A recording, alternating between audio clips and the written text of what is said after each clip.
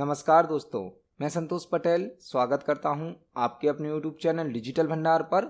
आज की वीडियो में हम सीपीसीटी एग्जाम के लिए और सभी प्रकार के कॉम्पिटिटिव एग्जाम के लिए कंप्यूटर से संबंधित 20 इंपोर्टेंट क्वेश्चंस को समझने वाले हैं। जब हम एक क्वेश्चन को समझते हैं तो उससे संबंधित हमें कुछ और क्वेश्चन भी तैयार करने मिल जाते हैं। आप सभी क्वेश्चंस को नोट जरूर करें, क्योंकि एग्जाम में एक क्वेश्चन से रिलेटेड कुछ और क्वेश्चन भी बन सकते हैं। यदि आप सीपीसीटी एग्जाम के लिए तैयारी कर रहे हैं या आप किसी भी कॉम्पिटिटिव एग्जाम के लिए कंप्यूटर से संबंधित इंपोर्टेंट क्वेश्चन तैयार करना चाहते हैं तो आप हमारी वीडियोस के माध्यम से कंप्यूटर के इंपोर्टेंट क्वेश्चन तैयार कर सकते हैं। चलिए शुरुआत करते हैं आज की इस वीडियो का।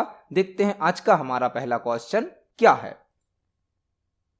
पहला क्वेश्चन हमसे पूछा गया है, इनमें से कौन सा डेटा प्रोसेसिंग यूनिट है। इनमें से कौन सा डेटा प्रोसेसिंग यूनिट है। पहला क्वेश्चन हमसे पूछा गया है कि दिए गए ऑप्शन में से कौन डेटा प्रोसेसिंग यूनिट है। ऑप्शन नंबर ए है सीपीयू, ऑप्शन नंबर बी है रैम, ऑप्शन नंबर सी है hard disk, option number D है फ्लॉपी। हमसे पूछा गया है इनमें से कौन सा डेटा प्रोसेसिंग यूनिट है।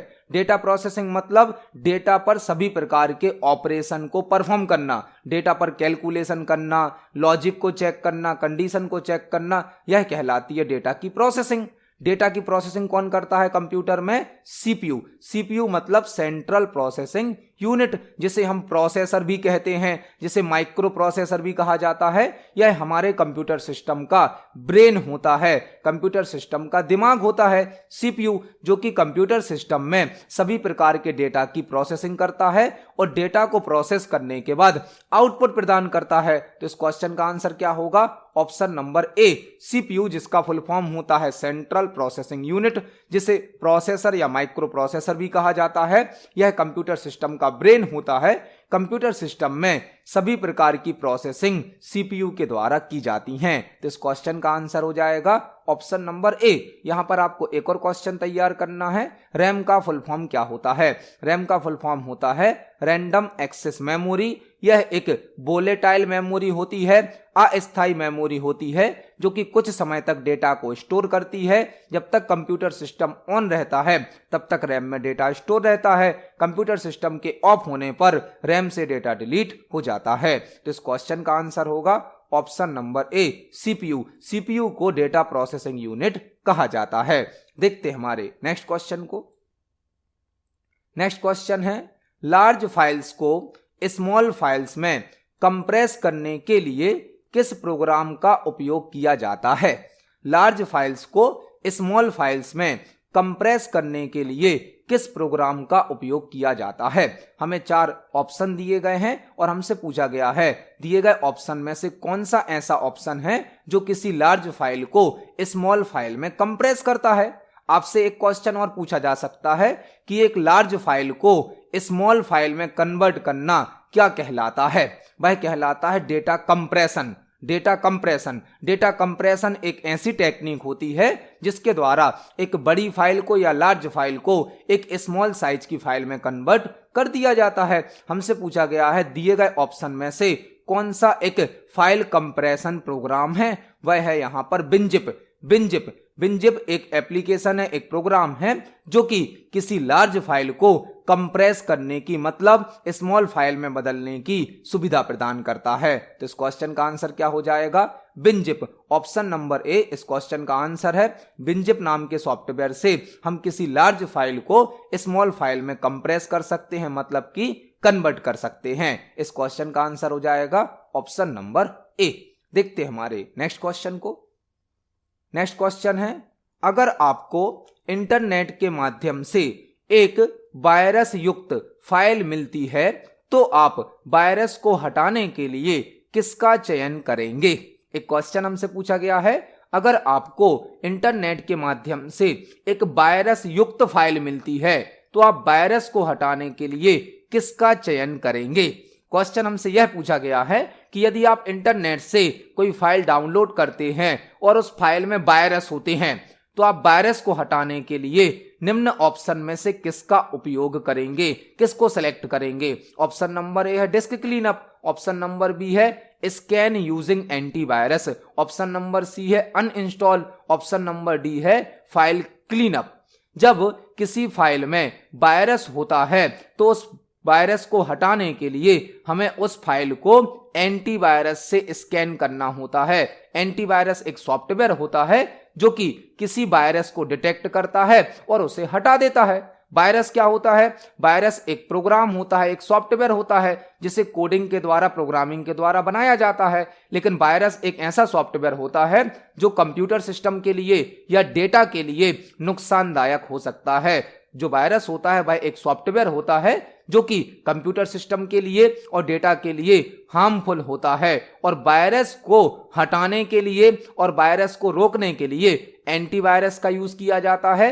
एंटीवायरस भी एक सॉफ्टवेयर है जो कि हमारे कंप्यूटर सिस्टम को वायरस से प्रोटेक्ट करता है। एंटीवायरस के द्वारा हम अपने डेटा को, फाइल को स्कैन करके वायरस को हटा सकते हैं। तो इस क्वेश्चन का आंसर क्या हो जाएगा? Option number B, scan using antivirus.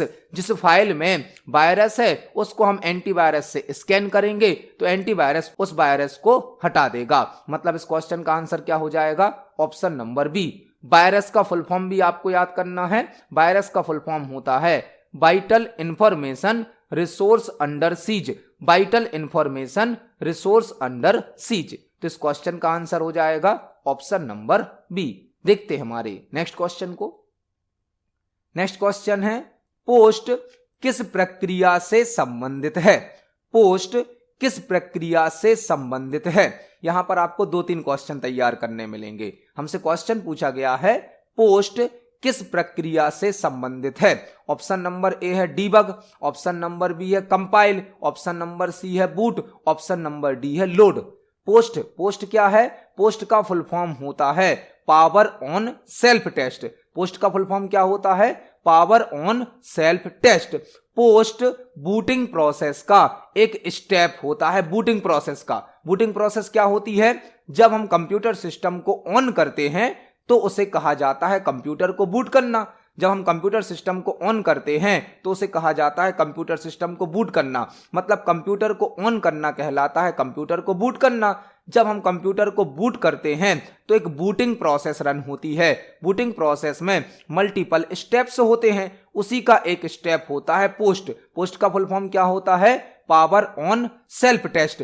Post step में कंप्यूटर सिस्टम से कनेक्ट सभी डिवाइसेस को चेक किया जाता है कि डिवाइसेस प्रॉपर्ली वर्क कर रही हैं या नहीं कर रही हैं। तो जो पोस्ट वर्ड है वह किस प्रक्रिया से संबंधित है? बूट से। बूट मतलब कंप्यूटर को ऑन करना। ऑन करने पर बूटिंग प्रोसेस रन होती है। बूटिंग प्रोसेस में ऑपरेटिंग सिस्टम को सेकेंडरी मेमोरी से प्राइमरी मेमोरी में लोड किया जाता है, और बूटिंग प्रोसेस का एक स्टेप होता है पोस्ट, जिसका फुल फॉर्म होता है पावर ऑन सेल्फ टेस्ट। तो इस क्वेश्चन का आंसर हो जाएगा option number C, boot. POST boot प्रक्रिया से संबंधित है, मतलब बूटिंग प्रोसेस से संबंधित है। देखते हैं हमारे नेक्स्ट क्वेश्चन को। नेक्स्ट क्वेश्चन है ब्लैंक कंप्यूटर को स्टार्ट और रीस्टार्ट करने की प्रक्रिया है। ब्लैंक कंप्यूटर को स्टार्ट और रीस्टार्ट करने की प्रक्रिया है। हमने जो प्रीवियस क्वेश्चन समझा उसी क्वेश्चन में इस क्वेश्चन का आंसर भी मिल गया। ब्लैंक कंप्यूटर को स्टार्ट और रीस्टार्ट करने की प्रक्रिया है। जब आप कंप्यूटर को स्टार्ट करते हैं मतलब ऑन करते हैं, या कंप्यूटर को रीस्टार्ट करते हैं। रीस्टार्ट करते हैं मतलब पहले से ऑन कंप्यूटर को ऑफ करके दोबारा ऑन करना, उसे क्या कहा जाता है? रीस्टार्ट करना। जब हम कंप्यूटर को ऑन करते हैं या रीस्टार्ट करते हैं तो बूटिंग प्रोसेस रन होती है। बूटिंग प्रोसेस क्या है? कंप्यूटर सिस्टम को ऑन करना। जब हमने कंप्यूटर सिस्टम को ऑन किया या रीस्टार्ट किया तो कौन सी प्रक्रिया रन होती है? बूटिंग प्रोसेस, जिसमें सेकेंडरी मेमोरी से ऑपरेटिंग सिस्टम को प्राइमरी मेमोरी में लोड किया जाता है। बूटिंग प्रोसेस में मल्टीपल स्टेप होते हैं, उसी में से एक स्टेप होता है पोस्ट, जो कि हमने प्रीवियस क्वेश्चन में देखा था। तो यहां पे आंसर क्या हो जाएगा हमारा? ऑप्शन नंबर ए। बूटिंग कंप्यूटर को स्टार्ट और रीस्टार्ट करने की प्रक्रिया होती है। कंप्यूटर को ऑन करना कहलाता है बूट करना, और जब हम कंप्यूटर को ऑन करते हैं तो एक बूटिंग प्रोसेस रन होती है जिसमें ऑपरेटिंग सिस्टम को सेकेंडरी मेमोरी से प्राइमरी मेमोरी में लोड किया जाता है। तो इस क्वेश्चन का आंसर हो जाएगा ऑप्शन नंबर ए, बूटिंग। देखते हैं हमारे नेक्स्ट क्वेश्चन को। नेक्स्ट क्वेश्चन है, एमएस पावर पॉइंट में आप कंट्रोल प्लस डी का उपयोग किस उद्देश्य के लिए कर सकते हैं? एमएस पावर पॉइंट में आप कंट्रोल प्लस डी का उपयोग किस उद्देश्य के लिए कर सकते हैं? एक क्वेश्चन हमसे पूछा गया है पावर पॉइंट से, पावर पॉइंट में आप कंट्रोल प्लस डी का उपयोग किस उद्देश्य के लिए कर सकते हैं। मतलब हमें यहां पर यह बताना है कि कंट्रोल प्लस डी से पावर पॉइंट में क्या होता है। ऑप्शन नंबर ए है सिलेक्टेड स्लाइड को डुप्लीकेट करने हेतु, ऑप्शन नंबर बी है सिलेक्टेड स्लाइड कट करने हेतु, ऑप्शन नंबर सी है सिलेक्टेड टेक्स्ट या ग्राफिक्स पेस्ट करने हेतु, ऑप्शन नंबर डी है न्यू स्लाइड बनाने हेतु। तो जब आप पावर पॉइंट में कंट्रोल प्लस डी को प्रेस करते हैं तो जो भी स्लाइड आपने सेलेक्ट करी होती है उस स्लाइड की एक डुप्लीकेट स्लाइड तैयार हो जाती है। मतलब कंट्रोल प्लस डी से क्या होता है पावर पॉइंट में, कंट्रोल प्लस डी से हम एक स्लाइड की डुप्लीकेट स्लाइड तैयार कर सकते हैं। आपको यह क्वेश्चन इस प्रकार भी पूछा जा सकता है कि डुप्लीकेट स्लाइड की शॉर्टकट की क्या होती है। डुप्लीकेट स्लाइड के लिए शॉर्टकट की क्या होती है, कंट्रोल प्लस डी। जब हम कंट्रोल प्लस डी को प्रेस करते हैं तो जो भी स्लाइड हमने सेलेक्ट करी होती है उसकी डुप्लीकेट कॉपी तैयार हो जाती है। तो इस क्वेश्चन का आंसर क्या हो जाएगा, एमएस पावर पॉइंट में कंट्रोल प्लस डी का उपयोग सिलेक्टेड स्लाइड की डुप्लीकेट स्लाइड बनाने के लिए किया जाता है। देखते हैं हमारे नेक्स्ट क्वेश्चन को। नेक्स्ट क्वेश्चन हमसे पूछा गया है, एमएस पावर पॉइंट में स्लाइड शो में एक स्लाइड को दूसरी स्लाइड में बदलने वाले एंट्री इफेक्ट को ब्लैंक कहते हैं। एक और क्वेश्चन पावर पॉइंट से पूछा गया है, पावर पॉइंट में स्लाइड शो में एक स्लाइड को दूसरी स्लाइड में बदलने वाले एंट्री इफेक्ट को ब्लैंक कहते हैं। ऑप्शन नंबर ए है एनिमेशन, ऑप्शन नंबर बी है slide transition, option number C है ट्रिगर, ऑप्शन नंबर डी है हाइपरलिंक। यह क्वेश्चन पावर पॉइंट से पूछा गया है। पावर पॉइंट में जब हम कोई प्रेजेंटेशन बनाते हैं तो एक प्रेजेंटेशन में मल्टीपल स्लाइड होती हैं। अभी हम आपको यह सभी जो क्वेश्चन एक्सप्लेन कर रहे हैं यह भी पावर पॉइंट प्रेजेंटेशन के माध्यम से कर रहे हैं। यहां पर हमने एक एक स्लाइड पर एक एक क्वेश्चन को तैयार किया है। आपने देखा होगा जब हम एक क्वेश्चन से दूसरे क्वेश्चन पर जाते हैं तो जो हमारी स्लाइड होती है उसमें एक इफेक्ट भी होता है। यह इफेक्ट क्या कहलाता है हमसे पूछा गया है। यहां पर आपको दो क्वेश्चन तैयार करने हैं। जब आप किसी स्लाइड पर इफेक्ट लगाते हैं तो उसे कहा जाता है ट्रांजिशन इफेक्ट। स्लाइड पर जो इफेक्ट लगता है उसे क्या कहा जाता है, स्लाइड ट्रांजिशन या ट्रांजिशन इफेक्ट। और स्लाइड के ऊपर आप जो टेक्स्ट टाइप करते हैं, जो इमेज इंसर्ट करते हैं, कोई लिस्ट बनाते हैं, इस पर जो इफेक्ट लगता है वह कहलाता है एनिमेशन। एनिमेशन और ट्रांजिशन दोनों ही इफेक्ट होते हैं, लेकिन एनिमेशन को स्लाइड के कंटेंट पर अप्लाई किया जाता है। कंटेंट पर मतलब स्लाइड पर जो जानकारी होती है उस पर जो इफेक्ट अप्लाई होता है उसे कहा जाता है एनिमेशन। और कंप्लीट स्लाइड पर जो इफेक्ट सेट होता है उसे कहा जाता है स्लाइड ट्रांजिशन या ट्रांजिशन इफेक्ट। तो यहां पर हमने दो क्वेश्चन तैयार करे। स्लाइड पर जो इफेक्ट अप्लाई होता है स्लाइड की एंट्री पर वह कहलाता है ट्रांजिशन इफेक्ट, और स्लाइड के कंटेंट पर जो इफेक्ट अप्लाई होता है उसे कहा जाता है एनिमेशन इफेक्ट। इस क्वेश्चन का आंसर हो जाएगा option number B, slide transition. देखते हैं हमारे नेक्स्ट क्वेश्चन को। नेक्स्ट क्वेश्चन है, एमएस वर्ड में किसी शब्द पर डबल क्लिक करने से क्या होता है? एमएस वर्ड में किसी शब्द पर डबल क्लिक करने से क्या होता है? यह क्वेश्चन एमएस वर्ड से पूछा गया है। यदि आप एमएस वर्ड में किसी वर्ड पर, किसी शब्द पर डबल क्लिक करते हैं तो क्या होता है? शब्द को हटा देता है, शब्द का चयन करता है, शब्द को एक नए स्थान पर ले जाता है, शब्द की स्पेलिंग जांचता है।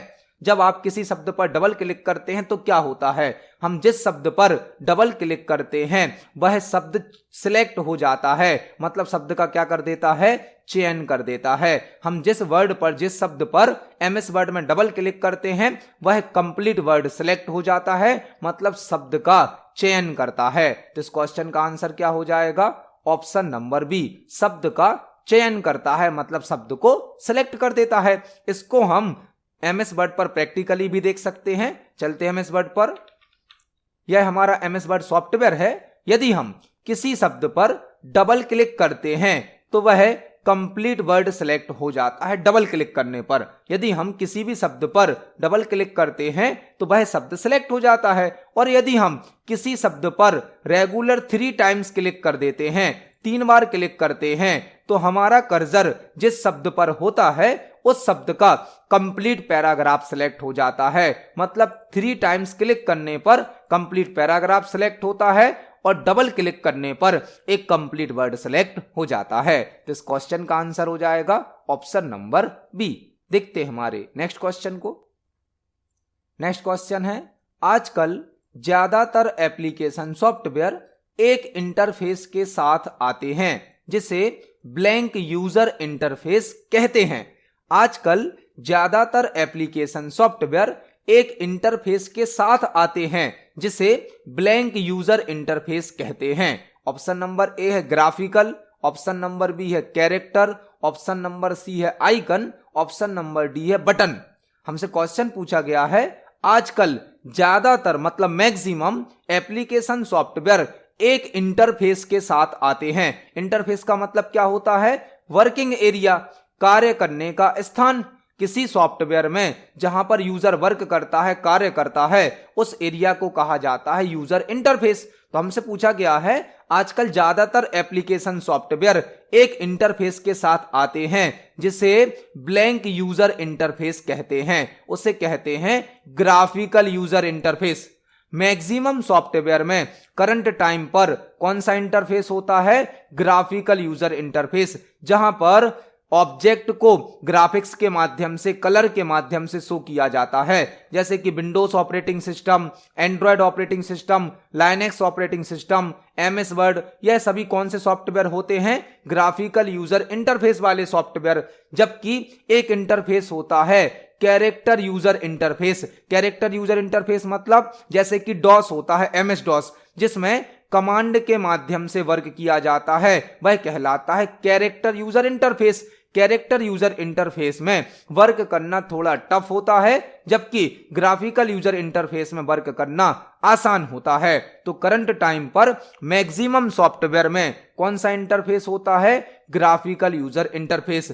आपको 2 क्वेश्चन और तैयार करने हैं। GUI का फुल फॉर्म, GUI का फुल फॉर्म होता है ग्राफिकल यूजर इंटरफेस, और CUI का फुल फॉर्म, CUI का फुल फॉर्म होता है कैरेक्टर यूजर इंटरफेस। GUI का फुल फॉर्म होता है ग्राफिकल यूजर इंटरफेस और CUI का फुल फॉर्म होता है कैरेक्टर यूजर इंटरफेस। तो इस क्वेश्चन का सही आंसर हो जाएगा ऑप्शन नंबर ए, ग्राफिकल यूजर इंटरफेस। देखते हैं हमारे नेक्स्ट क्वेश्चन को। नेक्स्ट क्वेश्चन है, ब्लैंक एक टेक्स्ट है जिसे आप पेज के बॉटम में प्रिंट करना चाहते हैं। ब्लैंक एक टेक्स्ट है जिसे आप पेज के बॉटम में प्रिंट करना चाहते हैं।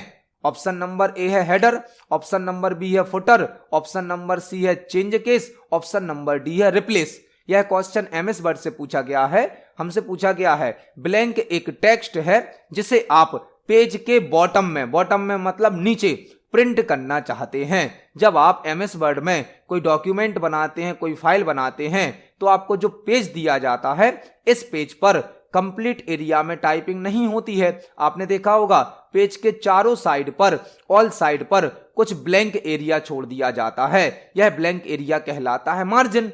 पेज पर 4 प्रकार के मार्जिन होते हैं, top margin, bottom margin, left margin और राइट मार्जिन। जो पेज का टॉप मार्जिन होता है इसे कहा जाता है हेडर, और पेज के बॉटम मार्जिन को कहा जाता है फुटर। हेडर और फुटर पेज के 2 मार्जिन होते हैं। टॉप मार्जिन को कहा जाता है हेडर, बॉटम मार्जिन को कहा जाता है फुटर। हेडर और फुटर में डॉक्यूमेंट से संबंधित कुछ अतिरिक्त जानकारी दी जाती है, जैसे फाइल का नाम, फाइल को बनाने की डेट, टाइम, ऑथर का नाम, फाइल का एड्रेस। इस प्रकार की कोई अतिरिक्त जानकारी हम हेडर या फुटर में प्रिंट कर सकते हैं। तो हेडर होता है पेज के टॉप पर और फुटर होता है पेज के बॉटम में। तो यहां पर हमसे क्या पूछा गया था? ब्लैंक एक टेक्स्ट है जिसे आप पेज के बॉटम में प्रिंट करना चाहते हैं। पेज के बॉटम में क्या प्रिंट होता है? फुटर, और पेज के टॉप में क्या प्रिंट होता है? हेडर। तो इस क्वेश्चन का आंसर हो जाएगा option number B, footer. Footer एक टेक्स्ट होता है जिसे हम पेज के बॉटम में प्रिंट कर सकते हैं। हेडर फुटर फाइल से संबंधित कुछ अतिरिक्त जानकारी ऐड करने की सुविधा प्रदान करते हैं। देखते हैं हमारे नेक्स्ट क्वेश्चन को। नेक्स्ट क्वेश्चन है, निम्न में से कौन इंटरनेट में उपयोग किया जाने वाला संचार माध्यम नहीं है?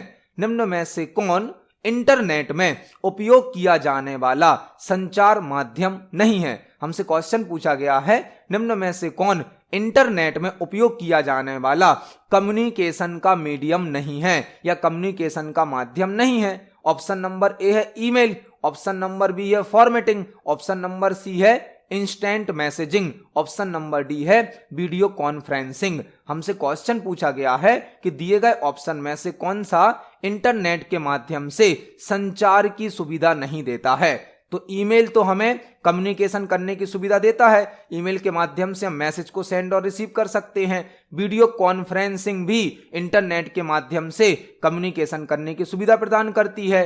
इंस्टेंट मैसेजिंग यह भी इंटरनेट के माध्यम से मैसेज को सेंड और रिसीव करने की सुविधा देती है। लेकिन जो फॉर्मेटिंग है, फॉर्मेटिंग इंटरनेट पर कम्युनिकेशन करने के लिए यूज नहीं की जाती है। फॉर्मेटिंग के द्वारा तो किसी टेक्स्ट को अट्रैक्टिव बनाया जाता है, ईमेल के द्वारा हम इंटरनेट का यूज करके कम्युनिकेशन कर सकते हैं। इंस्टेंट मैसेजिंग मतलब जो हम चैटिंग करते हैं वह भी इंटरनेट के माध्यम से कम्युनिकेशन करने की सुविधा है। वीडियो कॉन्फ्रेंसिंग भी है, लेकिन फॉर्मेटिंग इंटरनेट के माध्यम से कम्युनिकेशन करने की सुविधा प्रदान नहीं करती है। तो इस क्वेश्चन का आंसर हो जाएगा ऑप्शन नंबर बी फॉर्मेटिंग। देखते हैं हमारे नेक्स्ट क्वेश्चन को। नेक्स्ट क्वेश्चन है, ब्लैंक आपकी आवाज या संगीत को डेटा के रूप में इनपुट करने में सक्षम बनाता है। ब्लैंक आपकी आवाज या संगीत को डेटा के रूप में इनपुट करने में सक्षम बनाता है। हमसे क्वेश्चन पूछा गया है कि दिए गए ऑप्शन में से किसका उपयोग करके आपकी आवाज को या किसी सॉन्ग को आप डेटा के रूप में इनपुट कर सकते हैं। ऑप्शन नंबर ए है प्रिंटर, ऑप्शन नंबर बी है माइक्रोफोन, ऑप्शन नंबर सी है स्कैनर, ऑप्शन नंबर डी है मॉनिटर। तो यदि हमें कोई वॉइस डेटा या ऑडियो डेटा अपने कंप्यूटर में इनपुट करना होता है तो हमें माइक्रोफोन की आवश्यकता होती है। माइक्रोफोन या माइक एक इनपुट डिवाइस होती है जो कि ऑडियो डेटा को इनपुट करने के लिए यूज की जाती है। तो माइक्रोफोन आपकी आवाज या संगीत को डेटा के रूप में इनपुट करने में सक्षम बनाता है। यहां पर आपको 3 क्वेश्चन और तैयार करने हैं। प्रिंटर क्या है? प्रिंटर एक आउटपुट डिवाइस है जो कि हमें हार्ड कॉपी आउटपुट प्रदान करता है। प्रिंटर एक आउटपुट डिवाइस है जो कि हमें हार्ड कॉपी आउटपुट प्रदान करता है। स्कैनर एक इनपुट डिवाइस है जिससे हम किसी हार्ड कॉपी आउटपुट को सॉफ्ट कॉपी में कन्वर्ट कर सकते हैं। किसी डॉक्यूमेंट को, किसी इमेज को इनपुट करने के लिए स्कैनर का यूज किया जा सकता है। मॉनिटर भी एक आउटपुट डिवाइस है जो कि हमें सॉफ्ट कॉपी आउटपुट प्रदान करता है। तो इस क्वेश्चन का आंसर हो जाएगा ऑप्शन नंबर बी, माइक्रोफोन या माइक ऑडियो डेटा को इनपुट करने की सुविधा प्रदान करता है। देखते हैं हमारे नेक्स्ट क्वेश्चन को। नेक्स्ट क्वेश्चन है, इंटरनेट और कंप्यूटर आधारित प्रशिक्षण कार्यक्रमों के माध्यम से ज्ञान प्राप्त करने के लिए ब्लैंक एक माध्यम है। इंटरनेट और कंप्यूटर आधारित प्रशिक्षण कार्यक्रमों के माध्यम से ज्ञान प्राप्त करने के लिए ब्लैंक एक माध्यम है।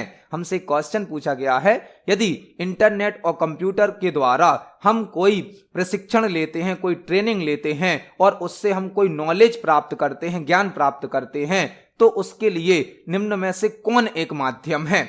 इंटरनेट और टेक्नोलॉजी के द्वारा जब हम कोई नॉलेज प्राप्त करते हैं, कोई ट्रेनिंग लेते हैं, तो उसे कहा जाता है ई लर्निंग।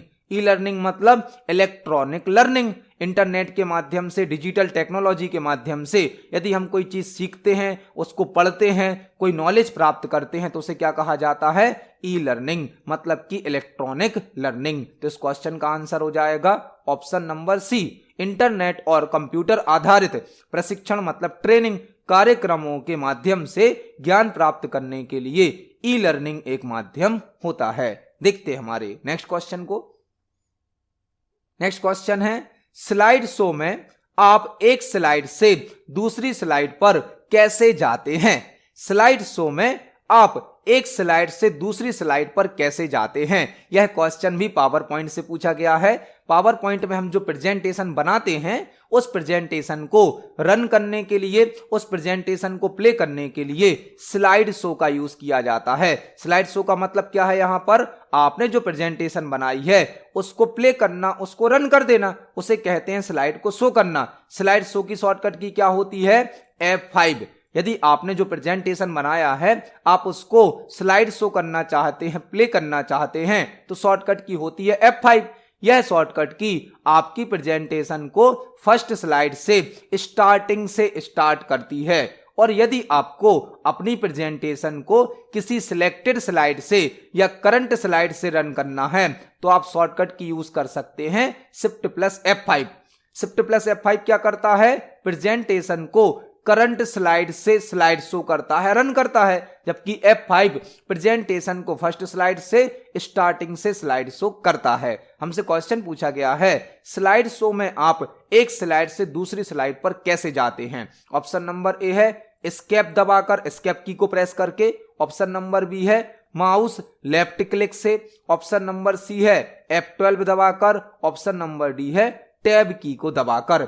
यदि आपको एक स्लाइड से दूसरी स्लाइड पर जाना है तो आप माउस से लेफ्ट क्लिक कर सकते हैं, लेफ्ट क्लिक। इसके अलावा आप कीबोर्ड की एरो की का उपयोग भी कर सकते हैं, जबकि एस्केप की को दबाने से तो स्लाइड शो एंड हो जाता है, जो प्रेजेंटेशन प्ले हो रही होती है वह स्टॉप हो जाता है, एंड हो जाता है। तो यहां पे आंसर क्या हो जाएगा हमारा, option number B, mouse left click से हम नेक्स्ट स्लाइड पर जा सकते हैं। इस क्वेश्चन का आंसर हो जाएगा ऑप्शन नंबर बी। देखते हैं हमारे नेक्स्ट क्वेश्चन को।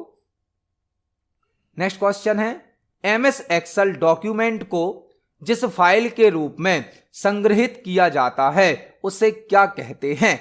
MS एक्सेल डॉक्यूमेंट को जिस फाइल के रूप में स्टोर किया जाता है उसे क्या कहते हैं। MS एक्सेल से क्वेश्चन पूछा गया है MS एक्सेल डॉक्यूमेंट को, MS एक्सेल डॉक्यूमेंट मतलब MS एक्सेल के पेज को जिस फाइल के रूप में स्टोर किया जाता है उसे क्या कहते हैं। यहां पर आपको 4 क्वेश्चन तैयार करने हैं। पहला क्वेश्चन जो हमसे पूछा गया है MS एक्सेल डॉक्यूमेंट को जिस फाइल के रूप में संग्रहित किया जाता है उसे क्या कहते हैं, मतलब MS एक्सेल की फाइल को क्या कहा जाता है। हमसे क्वेश्चन क्या पूछा गया है, MS एक्सेल की फाइल को क्या कहा जाता है। MS एक्सेल की फाइल को कहा जाता है वर्कबुक। MS एक्सेल में जो फाइल बनती है उसे क्या कहते हैं, वर्कबुक। और बाय डिफॉल्ट फाइल का नाम होता है बुक1। MS एक्सेल में जो फाइल बनती है उसका नाम बाय डिफॉल्ट क्या होता है, बुक1, और फाइल को कहते क्या है, वर्कबुक। जबकि एक्सेल का जो पेज होता है, एक्सेल के पेज को कहा जाता है वर्कशीट। एक्सेल के पेज को क्या कहा जाता है, वर्कशीट। और सीट का बाय डिफॉल्ट नेम होता है शीट1। सीट का बाय डिफॉल्ट नेम क्या होता है, शीट1। सीट क्या होती है MS एक्सेल में, वर्कशीट, या सीट MS एक्सेल का पेज है जिसे हम वर्कशीट कहते हैं, और बाय डिफॉल्ट सीट का नाम क्या होता है, शीट1। एक्सेल की फाइल को क्या कहा जाता है, वर्कबुक, और इसका डिफॉल्ट नेम क्या होता है, बुक1। तो इस क्वेश्चन का आंसर हो जाएगा option number B, MS Excel document को जिस फाइल के रूप में स्टोर किया जाता है उसे वर्कबुक कहते हैं, और वर्कबुक का डिफॉल्ट नेम होता है बुक1। देखते हैं हमारे नेक्स्ट क्वेश्चन को। नेक्स्ट क्वेश्चन है मेलिंग टैब को खोलने के लिए क्या की कॉम्बिनेशन है। मेलिंग टैब को खोलने के लिए क्या की कॉम्बिनेशन है। यह क्वेश्चन MS वर्ड से पूछा गया है। MS वर्ड में एक टैब होता है मेलिंग टैब। मेलिंग टैब जो कि हमें मेल मर्ज ऑप्शन को यूज करने की सुविधा प्रदान करता है। MS वर्ड में एक बहुत ही पावरफुल फीचर होता है मेल मर्ज, जो कि एक ही प्रकार की इंफॉर्मेशन को कई लोगों के साथ शेयर करने की सुविधा प्रदान करता है। जब हमें एक ही प्रकार की जानकारी कई लोगों के साथ शेयर करनी होती है तो हम मेल मर्ज का यूज करते हैं। मेल मर्ज एक डॉक्यूमेंट की मल्टीपल कॉपी बनाने की सुविधा प्रदान करता है। मेल मर्ज के द्वारा हम लेटर, लेबल, एनवेलप कई प्रकार के ऑब्जेक्ट क्रिएट कर सकते हैं। Mail merge option mailing tab में प्राप्त होता है। हमसे क्वेश्चन पूछा गया है मेलिंग टैब को ओपन करने के लिए क्या की कॉम्बिनेशन है, मतलब मेलिंग टैब को ओपन करने के लिए क्या शॉर्टकट की है। वह होती है Alt+M। Alt+M से आप MS वर्ड में मेलिंग टैब को सिलेक्ट कर सकते हैं या ओपन कर सकते हैं। तो इस क्वेश्चन का आंसर हो जाएगा ऑप्शन नंबर बी, Alt+M से MS वर्ड में मेलिंग टैब को ओपन किया जा सकता है। इसको हम MS वर्ड पर प्रैक्टिकली देख सकते हैं। यह हमारा MS वर्ड सॉफ्टवेयर है जिसमें अभी होम टैब सिलेक्ट है या होम टैब ओपन है। हमें मेलिंग्स टैब को ओपन करना है, तो इसके लिए हम Alt+M को प्रेस करेंगे। Alt+M से आप देख सकते हैं मेलिंग्स टैब सिलेक्ट हो गया है, मेलिंग्स टैब ओपन हो गया है। तो Alt+M इस क्वेश्चन का आंसर होगा। देखते हैं हमारे नेक्स्ट क्वेश्चन को। नेक्स्ट क्वेश्चन है, MS एक्सेल में आप एक बटन का चयन करके डेटा की एक बड़ी श्रृंखला को जोड़ सकते हैं जिसे ब्लैंक कहा जाता है। MS एक्सेल में आप एक बटन का चयन करके डेटा की एक बड़ी श्रृंखला को जोड़ सकते हैं जिसे ब्लैंक कहा जाता है। MS एक्सेल से क्वेश्चन पूछा गया है। MS एक्सेल में आप एक बटन को सिलेक्ट करके डेटा की एक लार्ज सीरीज को जोड़ सकते हैं, ऐड कर सकते हैं, जिसे क्या कहा जाता है। MS एक्सेल में एक ऑप्शन होता है ऑटो सम।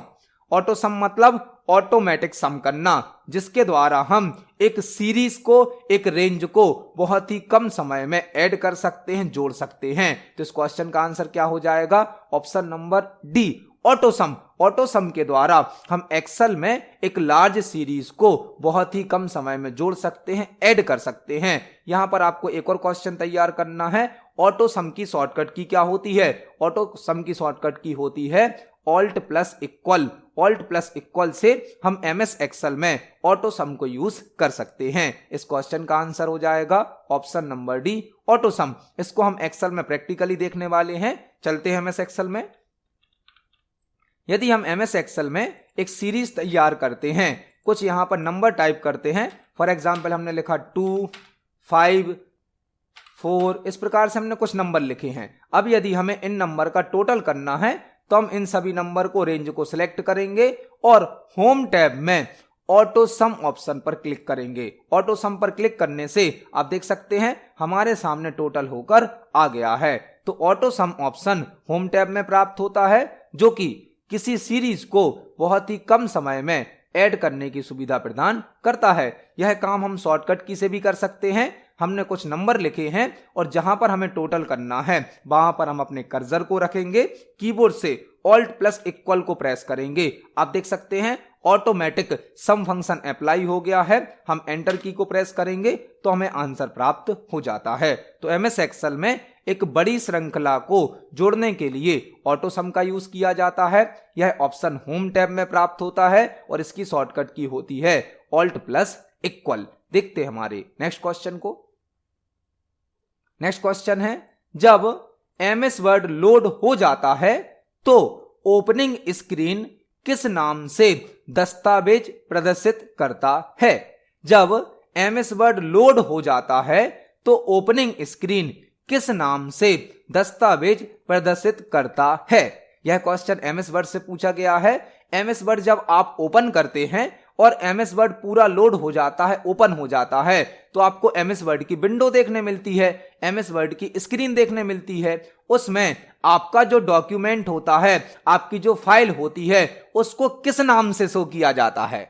हमसे क्वेश्चन यह पूछा गया है कि MS वर्ड में फाइल का डिफॉल्ट नेम क्या होता है?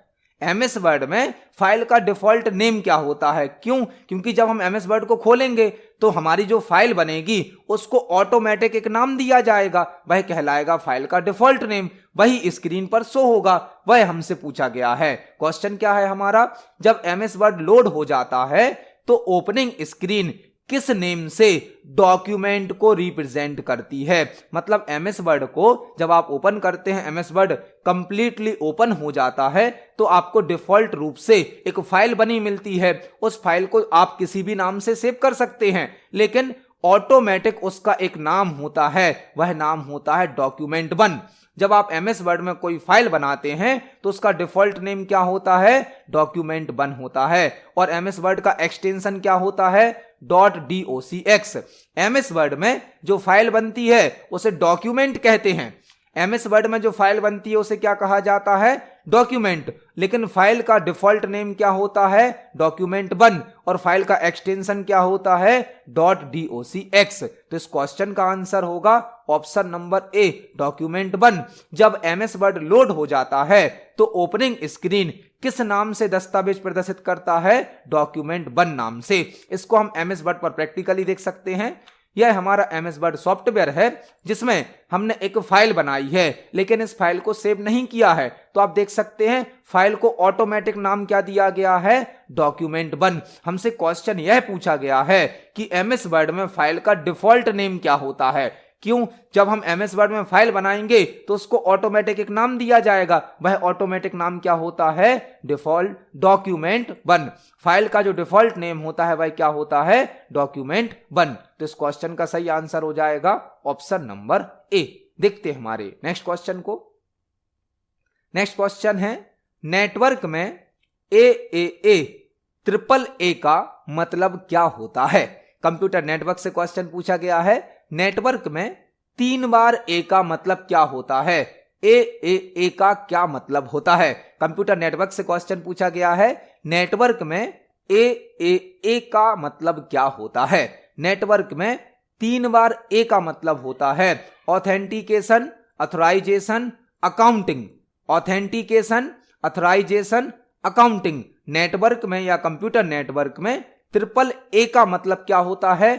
Authentication, authorisation, accounting. यह एक फ्रेमवर्क होता है जो कि यह डिसाइड करता है कि नेटवर्क के किस रिसोर्स का एक्सेस यूजर के पास है या नहीं है। मतलब कोई यूजर नेटवर्क के किस रिसोर्स को यूज कर सकता है, किस रिसोर्स को यूज नहीं कर सकता है, यह डिसाइड करता है AAA, जिसका मीनिंग क्या होता है? Authentication, authorisation, accounting. तो इस क्वेश्चन का आंसर क्या हो जाएगा?